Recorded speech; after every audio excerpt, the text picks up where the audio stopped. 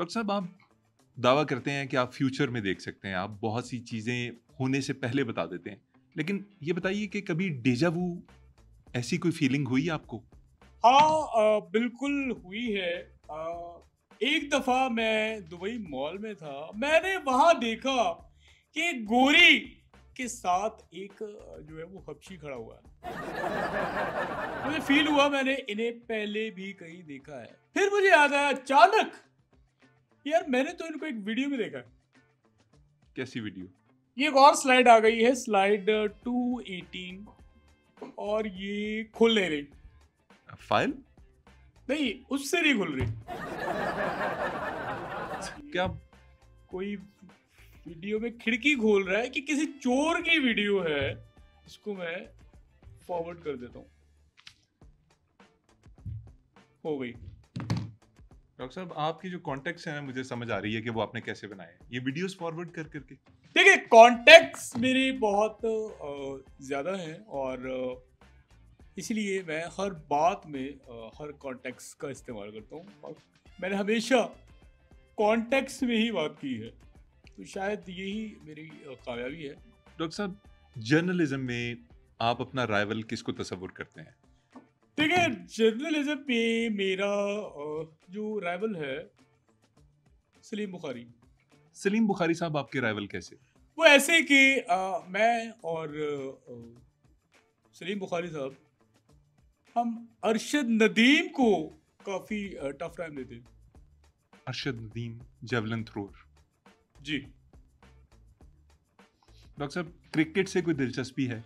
नहीं, क्रिकेट मैं ज़्यादा पसंद नहीं करता, और लेकिन मैं जो आपकी आवाम है, जो देखने वाले हैं, मैं ज़रा उनका दिमाग खोलता हूँ। मैं ऐसी खबर देने लगा हूँ उसके हवाले से कि आपकी आवाम के 14 तबक जो है वो रोशन हो जाएंगे।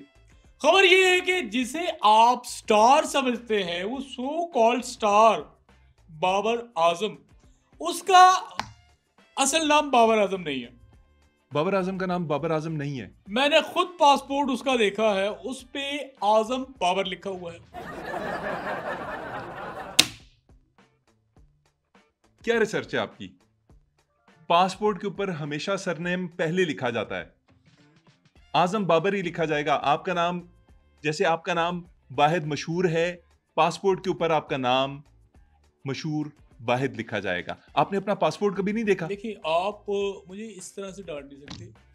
ये जर्नलिज्म के खिलाफ है, इसीलिए मैं ये कह रहा था, शुरू में भी कहा मैंने कि फजूल किस्म के लोग मेरे सामने हाथ यूं करके सवाल कर रहे हैं, और करना नहीं चाहिए। इस पे एहतियात बरतिए। लेकिन मैं इसराइल का बहुत बुरा हाल देख रहा हूँ। इंशाल्लाह मेरी दुआ है और ऐसा होगा। आप इसराइल इसराइल बार बार करें। आपको फौज किस मुल्क की पसंद है? देखिए, सबसे पहले तो फौज मुझे मेरे अपने वतन पाकिस्तान की, या पाक आर्मी, ऑफ कोर्स। वो मुझे पसंद है। दूसरी, मुझे इसराइल की फौज पसंद है। अभी आप इसराइल को गालियां दे रहे थे, अभी आप कह रहे हैं इसराइल की फौज पसंद है। आपको पता ही नहीं कि इसराइल में जब इसराइल की फौज सीना चौड़ा करके घूमती है तो वो नज़ारा देखने वाला होता है। और मेरा बस नहीं चलता कि मैं इसराइल की फौज को अगवा करके अपने फार्म हाउस पे ले आऊं। कौन सी फौज की बात कर रहे हैं आप? इसराइल की फीमेल फौज। डॉक्टर साहब, कहां देखी आपने फौज? यार, आपने फिर कुछ नहीं देखा। ऐसा ऐसा टाइट पीस, ये इधर यूट्यूब रील्स शॉर्ट्स से भरा पड़ा है। वहां पे ही आपको मिल जाएगा देखने को, और आप देख के दंग रह जाएंगे कि यार, हाँ, वो ये है। बाकी मेरी तरफ से इसराइल की फौज बर्बाद हो, मेरी तो बद्दुआ है, और इनके नसीब में है बर्बाद होना, इनके नसीब में लिखा हुआ है, और ये होगा इंशाल्लाह। आप देखिएगा। डॉक्टर साहब, अभी हाल ही में पाकिस्तान का बजट आया है, उसके बारे में क्या कहेंगे? ठीक है, पाकिस्तान का जो बजट है, ये बेसिकली पाकिस्तान का नहीं है, और खबर मैं आपको दे रहा हूँ, अंदर की खबर मैं देने लगा हूँ। ये बजट कनाडा से इंपोर्ट हुआ था, और कनाडा ने नाइजीरिया से इंपोर्ट कराया था। उनका जो किंग है बाबर एम्बू, उसने ये बजट असल में बनाया था और ये सारा आइडिया जो है वो वहां का था। तो बजट आपको इंपोर्ट करके दिया गया है। डॉक्टर साहब ये खबरें कैसे सोच लेते हैं आप? मतलब ये क्या फजूल बकवास है कि पाकिस्तान का बजट असल में नाइजीरिया का बजट है? ये क्या बात है? अगर आपको इसका सोर्स चाहिए तो आप इसको नेट पे सर्च करके देख लें। मैं करूंगा, मुझे आप मुझे यकीन ही कीजिए, नहीं है इसके ऊपर। आपको दिख जाएगा कि असल खबर क्या है। पाकिस्तान's budget is actually Nigeria's budget। Doctor साहब ये तो आपका ही क्लिप आ रहा है इसके ऊपर। आप ही कह रहे हैं इसके ऊपर कि ये नाइजीरिया का बजट है जो कनाडा ने इंपोर्ट किया था और फिर पाकिस्तान ने कनाडा से इंपोर्ट किया है। हाँ तो भाई एक बात बताना, आप होश में है या हवा के दोष पे? यानी जो खबर नेट पे आ गई तो वो ओरिजिनल खबर है, हकीकत खबर वही होती है जो नेट पे आ जाए। ये क्या देख रहे हैं फिर से? ये मैं वही स्लाइड 215 देख रहा हूँ। अब तो 216 हो गई होगी जितनी दफा नहीं आपने वही वाली है, मजे की है। हाँ 216वीं दफा ये मैं देख रहा हूँ। इसमें और ऐसा क्या है? क्या है ऐसा? मैं गोरी आपको- अगर स्लाइड ले रही है तो क्या मसला है आपको? मैं आपको भेज दूंगा। अच्छा ये एक और स्लाइड आई है, ये गालिबन ये स्लाइड 218 है और ये स्लाइड ये ब्राजील की है।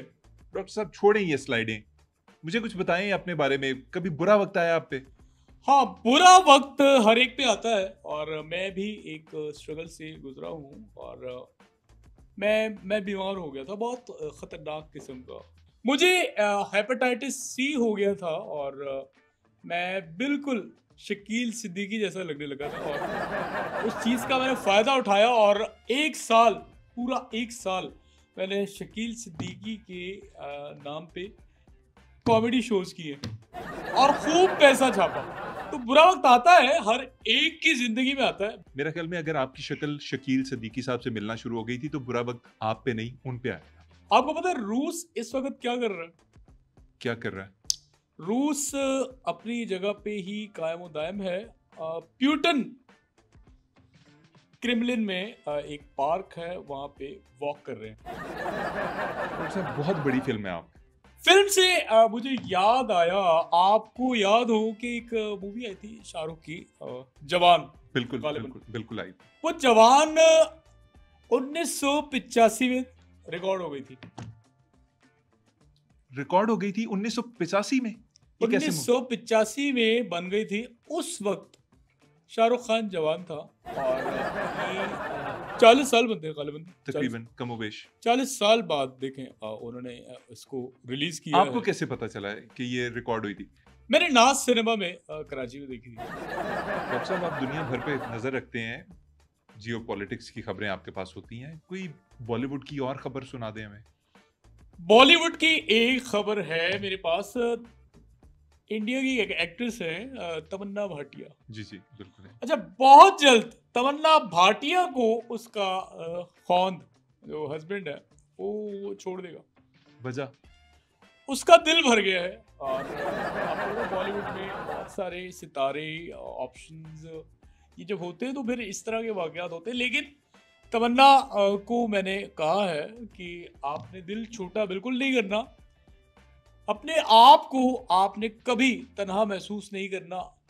Whenever you feel, चाहे रात का 3 बज रहा हो, आप मुझे व्हाट्सएप पे भेज सकती हैं, राब्ता करें मुझसे और आई एम विद यू। जो भी हेल्प चाहिए, गाइडेंस चाहिए, मैं आपको दूंगा।